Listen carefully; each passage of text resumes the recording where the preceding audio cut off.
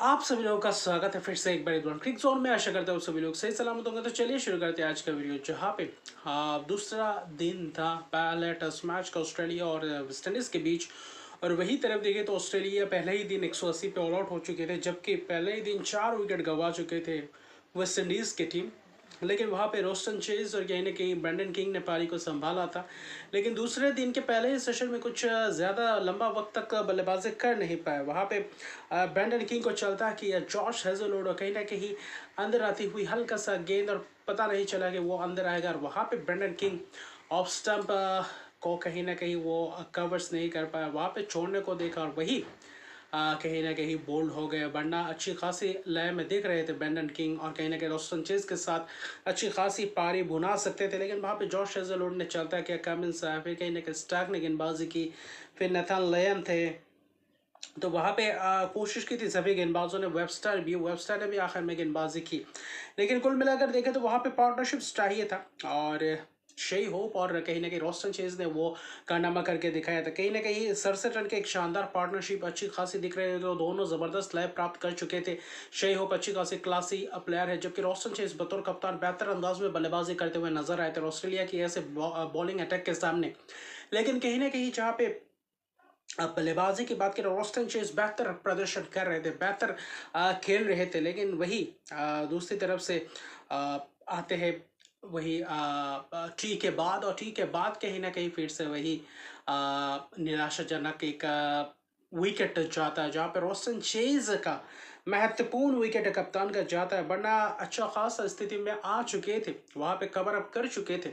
लेकिन Roston chase वही कप्तानी पारी खेल गए, लेकिन 44 रन की एक जबरदस्त पारी। लेकिन पैट कमिंस ने एलबीडब्ल्यू का शिकार किया था। उससे पहले देखा तो शुरुआती शट में एक और लगा था इनसाइड एज, जहाँ पे बच गए थे एलबीडब्ल्यू में, और यहाँ पे भी वैसा ही कुछ शंका था। कुछ कंट्रोवर्शियल विकेट्स दिया वहाँ पे। थर्ड अंपायर ऐसा लग रहा था बल्ले से लग के पैड पे लगा, वहाँ पे सीधा रिव्यू ले लिया था रोस्टन चेज ने। लेकिन वहाँ पे थर्ड अंपायर ने एज थोड़ा बहुत दिखा था, लेकिन कहीं ना कहीं वहाँ पे लग रहा था कि उन्होंने बताया कि ये सीधा पैड पे जाकर लगता है, लेकिन डिफ्लेक्शन एक दिख रहा था।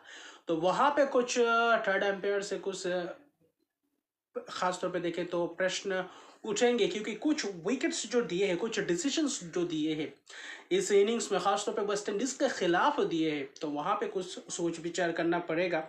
हालांकि यहाँ पे थोड़ा बहुत अंपायरिंग थोड़ा बहुत मैं कहूँगा थोड़ा बहुत साधारण सा रहा है। वरना जो दिख रहा था एविडेंस, वहाँ से लग रहा था वो विकेट बिल्कुल भी नहीं था। लेकिन आखिर में निराशाजनक एक विकेट जाता है, कामिंस विकेट चटकाते हैं एलबीडब्ल्यू, वहाँ पे महत्वपूर्ण विकेट चटका जाते हैं। फिर कहीं ना कहीं शेई होप, जस्टिन ग्रीव्स, ब्यू वेबस्टर आते हैं, ब्यू वेबस्टर जस्टिन ग्रीव्स को चलते करते वहाँ पे कैच दे बैठते हैं। फिर अल्जारी जोसेफ आकर कुछ आक्रामक शॉट्स लगाते हैं, लेकिन शेई होप को भी कहीं ना कहीं ब्यू वेबस्टर चटकाते विकेट्स। और कहीं ना कहीं वो जो कैच पकड़ा है एलेक्स कैरी ने, वहाँ पे भी शंका था, वहाँ पे भी ऐसा लग रहा था कि नॉट आउट था। वहाँ पे ग्राउंड पे लगा हुआ था, कैच पकड़ लिए थे, लेकिन कहीं ना कहीं मुझे लग रहा था कि वहाँ पे ग्राउंड पे लगा था। तो वहाँ पे थर्ड अंपायर ने आउट दिया, क्लियर एविडेंस दिया गया। जैसे कि शेई होप ने जो कैच पकड़ा था ट्रेविस हेड का, वहाँ पे लग रहा था ठीक ठाक है, लेकिन वहाँ पे एविडेंस ऐसा बताया गया था कि थर्ड अंपायर द्वारा कि वहाँ पे ग्राउंड पे टच हुआ है।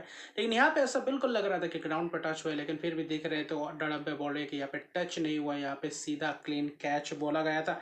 48 रन बनाए, अर्शदीप के पारी से चूक गए, साझेदारी में अच्छी खासी योगदान किया था। लेकिन वहाँ पे फिर से जब वो विकेट गया, अल्जारी जोसेफ ने जो 23 रन बनाए, फिर मिचेल स्टार्क, नथन लयन, ब्यू वेबस्टर ने आके विकेट चाहे, 2 wicket Webster, 1 wicket Nathan lion, 2 wicket Cummins, 2 wicket Hazlewood और मिचेल स्टार्क्स, 3 विकेट, कुल मिलाकर 190 पर ऑल आउट कर चुके हैं, 10 रन की लीड ले चुके थे। लेकिन इस मैच के नजरिए से देखें तो ये 10 रन बहुत ही महत्वपूर्ण 10 रन की लीड है, और भी ले सकते थे रोस्टन चेज और कहीं ना कहीं शेई होप का विकेट मुझे थोड़ा बहुत जैसे कि लगा। आपका क्या राय है वो कमेंट सेक्शन में बताइए। लेकिन मुझे ऐसा लगा कि शायद यहाँ पे थोड़ा बहुत बंडर कर दिया गया, और यहाँ पे साधारण अंपायरिंग थर्ड अंपायर द्वारा जो एविडेंस दिख रहे थे उसके उसको कहीं ना कहीं नज़रअंदाज कर दिया गया। और पता नहीं थर्ड अंपायर को क्या दिख रहा था, सीधा सीधा तो रिप्ले में यही दिख रहा था कि वो 2 नॉट आउट ही थे, लेकिन उसको आउट करवा दिया गया। लेकिन उसके बाद जो ऑस्ट्रेलिया ने दूसरे इनिंग्स की शुरुआत की, वहां पे भी कुछ बेहतर शुरुआत नहीं थी। वहां पे भी कैच छूटे थे। सैम कॉन्स्टेंस शून्य पे 2 मौके मिल चुके थे, उसको अच्छी तरीके से बुना नहीं पाया और शमार जोसेफ ने क्या है फिर से एक और बार पा दिया। 5 रन बनाकर बोल्ड किए जबरदस्त अंदाज में सैम कॉन्स्टेंस को। और सैम कॉन्स्टेंस कहीं ना कहीं इस 2 इनिंग्स में बहुत ही खराब बल्लेबाजी करते हुए नजर आए। उस्मान ख्वाजा अच्छी खासी कुछ रेगुलेशन कैचेस इस इनिंग्स में भी छोड़े, लेकिन फिर भी कमबैक करते हुए दिखाई दिए थे वेस्ट इंडीज के खिलाड़ी। और वहाँ पे जस्टिन गिब्स के, चाहे जैडन सिल्स के है या फिर एल्जरी जोसेफ के, अच्छी खासी रोटेट किया।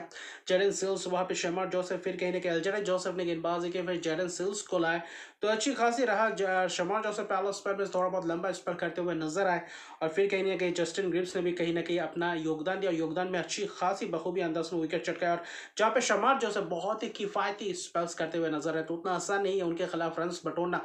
और दूसरे दिन कहीं ना कहीं फिर से एक और बार मैं कहूँगा थोड़ा बहुत आगे है वहाँ पे वेस्ट इंडीज। लेकिन आज का दिन बहुत ही महत्वपूर्ण होने वाला है, तीसरा दिन, क्योंकि वहाँ पे 15 रन ख्वाजा एलबीडब्ल्यू के शिकार होता है। एल्जारे जोसेफ वही अंदर आती हुई गेंद, वही कहीं ना कहीं वहाँ पे दिक्कत दे जाती है एंगल से गेंदबाजी करते हुए। कैमरून ग्रीन वही कैच दे बैठते स्लिप में, तो जस्टिन ग्रिप्स चटकाते हैं ये विकेट कैमरून ग्रीन का। और कैमरून ग्रीन भी कहीं ना कहीं वहाँ पे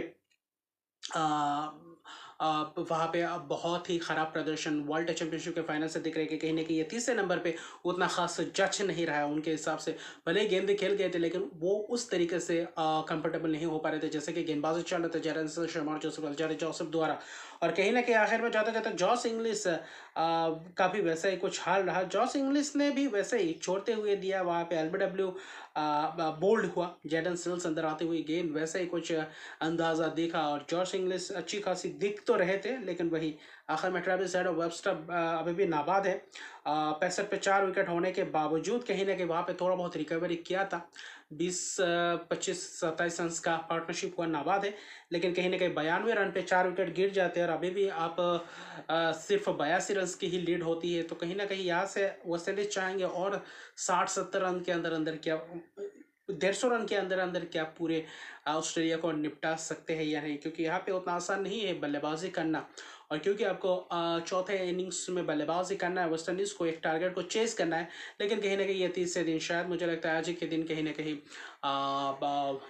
ऑस्ट्रेलिया ऑल आउट हो सकती है, अगर पहले सेशन में ज़बरदस्त गेंदबाजी करते हुए नजर आए, खासतौर पर शर्मा जोसेफ और जैडन सिल्स अच्छी खास इस टेस्ट मैच में प्रभाव डाल रहे हैं। और जैसे कि कंडीशन है, जैसे कि हवा दे रहा है, जैसे कि स्विंगिंग कंडीशन है, उतना आसान नहीं है, तो वहाँ पे पूरी तरीके से दिक्कत में ऑस्ट्रेलियाई टीम भी दिख रही है। भले ही रन्स बटोरे, लेकिन 4 विकेट्स गंवा चुके, वो भी टॉप ऑर्डर के चारों बल्लेबाज अभी फिलहाल ट्रेविस हेड और ब्यू वेबस्टर कहीं ना कहीं ये एक आध विकेट्स और चटका गए। कहीं ना कहीं वहाँ पे ऑस्ट्रेलिया फिर से एक और बार अपने आप को बैकफुट में पाएगी। लेकिन दूसरा दिन मैं कहूँगा 50-50 रहा, ना तो वेस्ट इंडीज़ का ना तो ऑस्ट्रेलिया का। लेकिन कहीं ना कहीं वेस्ट इंडीज़ आखिर में 4 विकेट चटका के अपने आप को मानेंगे कि ये अभी भी मैच में बरकरार है। और कहीं ना कहीं यहाँ पे चाहेंगे कितना जल्दी हो सके तीसरे दिन आकर इन विकेट्स को भी चटका जाए और रन्स चेस करने के लिए आया जाए। तो अभी के लिए इतना रहेगा। मेरे चैनल को सब्सक्राइब नहीं किया तो मेरे चैनल को सब्सक्राइब कर दीजिए, लाइक कमेंट जरूर कीजिए। तब तक के लिए गुड बाय।